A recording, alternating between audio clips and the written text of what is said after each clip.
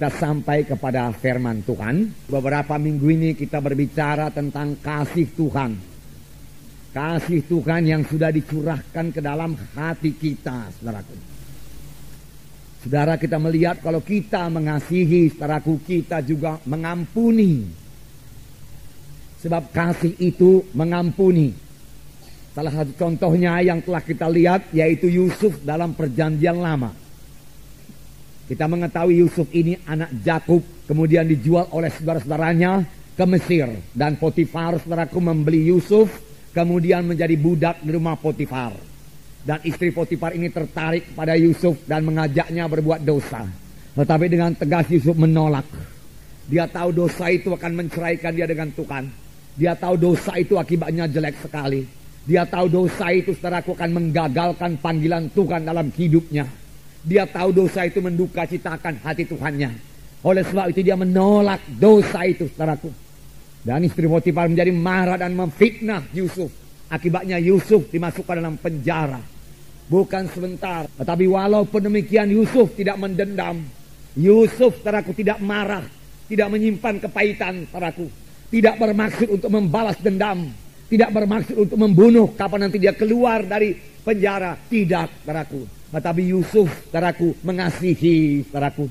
Yusuf, saudaraku, mengampuni dosa istri Potifar ini. Dosa Potifar, saudaraku. Dia tidak mau menyimpan kepahitan dalam hatinya, saudaraku. Dia tidak mau palak. Dia tidak mau mendendam. Dengan kata lain, dia berjalan dalam roh. Ataupun berjalan dalam kasih. Yang tidak membalas kejahatan dengan kejahatan. Tidak membalas caci maki dengan caci maki. Tetapi dia mengalahkan kejahatan dengan kebaikan. Inilah hidup anak-anak Tuhan. Inilah dia anak-anak Tuhan, anak-anak terang. Yang berjalan dalam roh Tuhan. Yang berjalan dalam kasih, saudaraku.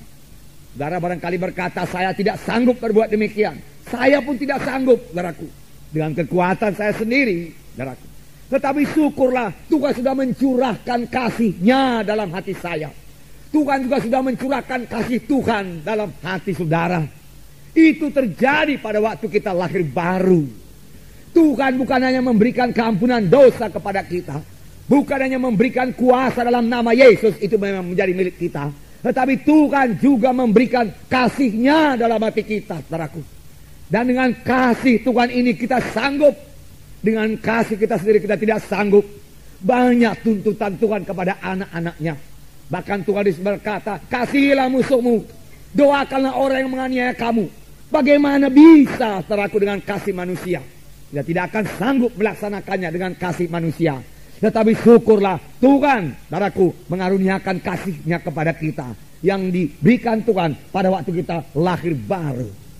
Pakailah kasih Tuhan ini. Selalu bereaksi dengan kasih Tuhan, saudaraku. Memang, saudaraku, kadang-kadang kita mau bereaksi dari daging kita. Saya percaya ini juga terjadi bagi Yusuf. Yusuf, saudaraku, pada waktu dia ditangkap, dimasukkan dalam penjara, dagingnya bisa bicara. Yusuf, kau tidak berbuat apa-apa, tapi kau dimasukkan dalam penjara, jahat sekali istri Potifar itu. Kau mempunyai Allah yang hidup, suruhlah Tuhan menghukum dia. Bisa saja demikian, dan mungkin saja demikian terjadi di dalam hati Yusuf, saudaraku. Tetapi Yusuf tidak membiarkan pikiran itu menguasai hatinya. Segera dia usirkan pikiran itu, saudaraku. Dia tahu dia anak Tuhan. Dia tahu dia anak terang.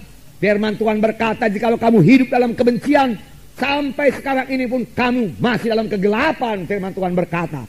Yusuf mengetahuinya, saudaraku. Oleh sebab itu Yusuf melawan kehendak dagingnya, saudaraku. Dia tidak mau tenggelam dalam kemarahannya. Tidak, saudaraku. Tapi mengalahkan kemarahannya dengan kebaikan daripada Tuhan, saudaraku. Dengan kasih daripada Tuhan. Dia mulai memikirkan yang baik, memikirkan yang indah, memikirkan yang mulia, saudaraku. Saudaraku, dan dia percaya Tuhan akan menolong dia. Memang benar, di penjara itu pun Tuhan datang kepada Yusuf dan Tuhan menolong Yusuf, saudaraku. Tuhan menyertai Yusuf sehingga dia boleh kerelaan hati, keluasan hati dari penghulu penjara itu. Sehingga Yusuf beroleh kebebasan dalam penjara itu, mengatur sebuah tawanan-tawanan yang lain, dan semua diserahkan kepada Yusuf, saudaraku. Dia menjadi pemimpin di penjara juga, saudaraku. Nah, di penjara itulah saudaraku dia bertemu dengan pegawai minuman, pegawai makanan raja, di mana dia mengetahui seluk-beluk kerajaan, saudaraku. Karena dia di penjara selama 13 tahun.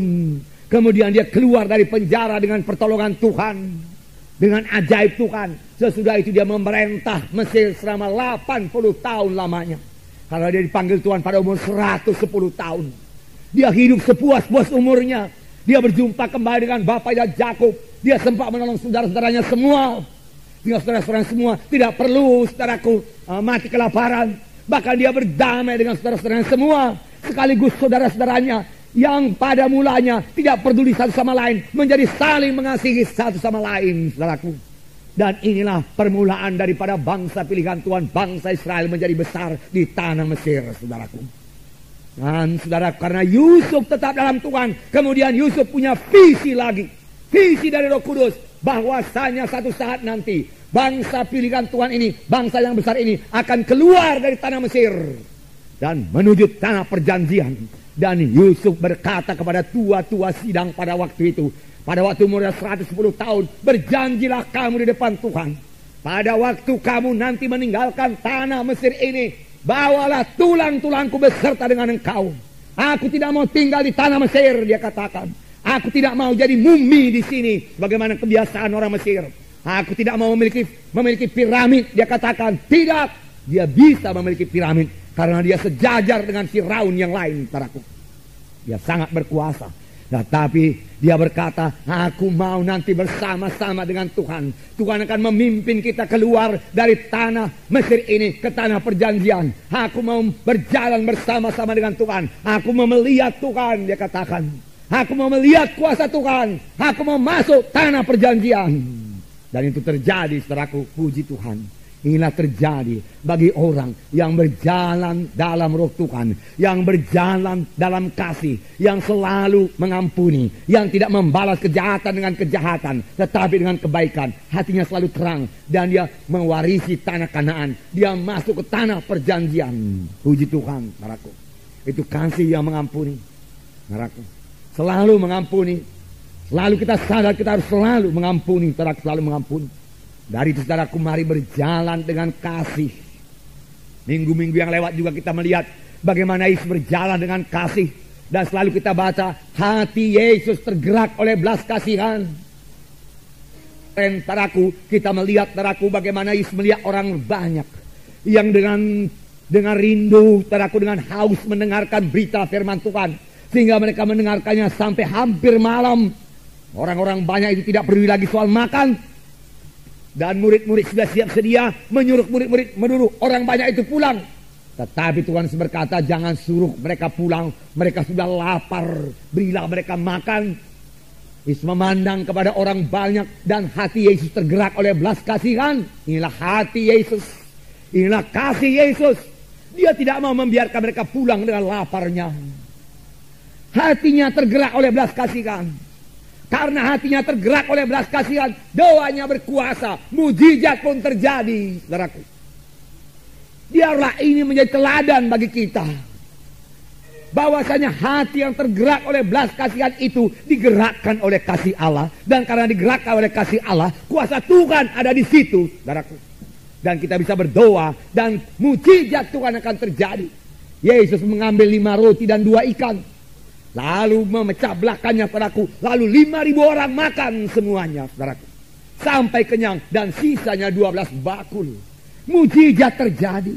Bahkan mujizat selalu terjadi sampai sekarang ini, di mana ada hamba Tuhan, anak Tuhan yang hatinya tergerak oleh belas kasihan. Karena iman bekerja oleh sebab kasih. Tidak cukup hanya mengetahui firman Tuhan saja. Tidak cukup hanya percaya kepada firman Tuhan. Bagus sekali percaya kepada firman Tuhan, saudaraku. Tidak cukup hanya mengakui, mengucapkan firman Tuhan. Bagus sekali. Namun itu saja tidak cukup untuk menurunkan mujizat Tuhan. Ada anak-anak Tuhan yang sudah percaya kepada firman Tuhan, mengakui firman Tuhan, saudaraku, mengucapkan firman Tuhan. Lalu dia berharap, saudaraku, akan turun mujizat Tuhan yang luar biasa. Tetapi berkat mujizat belum turun juga. Mari kita cek di mana yang kurang. Biasanya yang kurang yaitu kasih. Sebab iman bekerja oleh sebab kasih. Di mana ada kasih, di situ ada terang, di situ ada iman, di situ ada kuasa, ada berkat, ada kemenangan. Haleluya saudara.